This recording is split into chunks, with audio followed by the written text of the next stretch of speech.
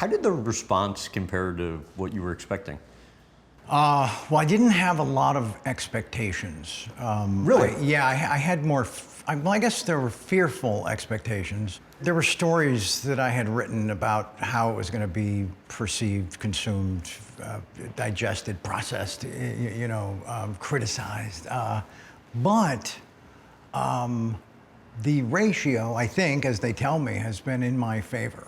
The place I feel it the most is like out in the world, because I'm not like scrolling through comments and looking for things. And I'll read like a big print piece because I know what went into it and how much time I spent. But I'm not watching all the on-camera stuff that I do. I'm not like trying to, dissect it.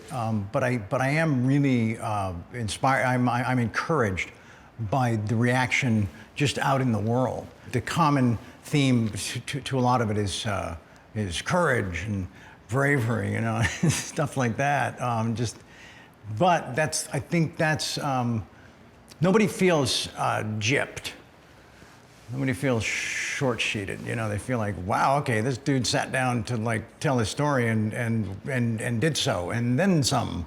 One of my goals was to just kind of present all this stuff and then just move forward.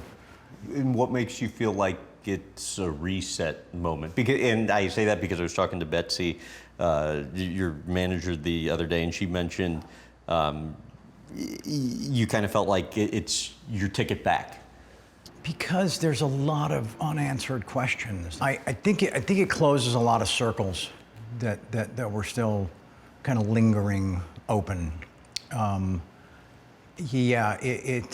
Just people, hearing a lot of stuff, but never really hearing it from me.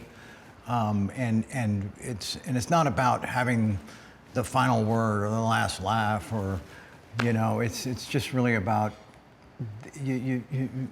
telling the stories in the way that they actually happened, instead of everybody else's version of them.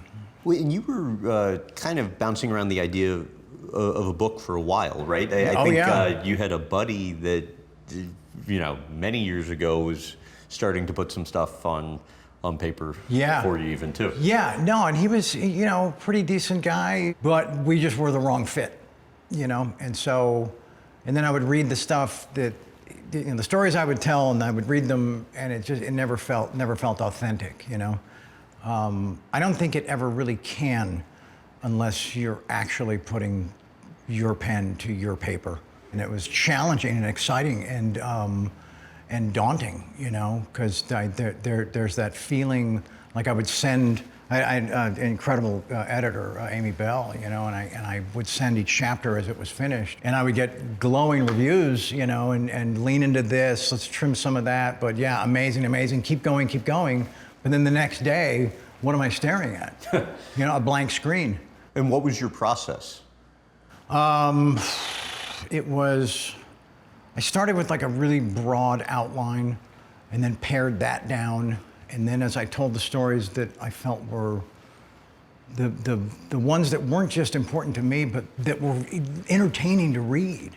I wasn't going to present like a journal or a diary. I wanted to take the reader, the audience, really on a journey. And so I just think I gained more confidence as the process unfolded. Was it easy to remember? Yes, it was.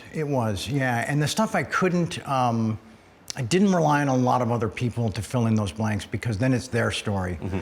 The only time that I had to function as a journalist and not an author was when I had to shake my parents down for like all the early New York stuff and all that, because I can't, those memories, I talk about it in the book, that those only exist from parental reminisce and dinner table stories and chatter. And did they enjoy that? They did, yeah. They were really helpful with that stuff. But once you get to a certain age in your life, and that's when the memories start to form and are still accessible.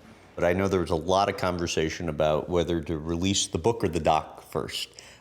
You initially had one opinion that you kind of later felt like maybe that if I had to do it over again, I probably would have released the book first. But then they came out like within like 6 hours of each other, just on a different date, right? Yeah, that was interesting. I initially felt that the doc would be just a wonderful companion piece to the book and also kind of set the stage for it and be a great endorsement for it. And then a lot of the stories that I had agreed to do that were like really cool, big, splashy press pieces, they then said, those are dead if the doc comes out first. Because then they can no longer say, for the first time ever, speaking about this, this, this, and this, you know? So then that's kind of how we had to start negotiating and finagling and like that. And I think it worked out pretty good, though.